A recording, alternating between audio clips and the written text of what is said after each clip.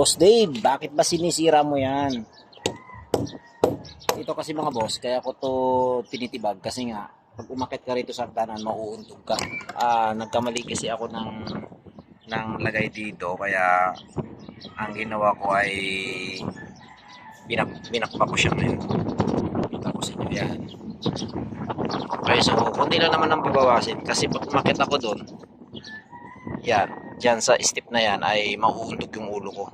Usually hindi naman mauuntog, nga lang ang problema kapag ako ay mayroon dalang-dalang gamit, ilalagay ko sa balikat ko, sigurado mauuntog talaga ako. So mas minabuti ko na siyang bakbakin.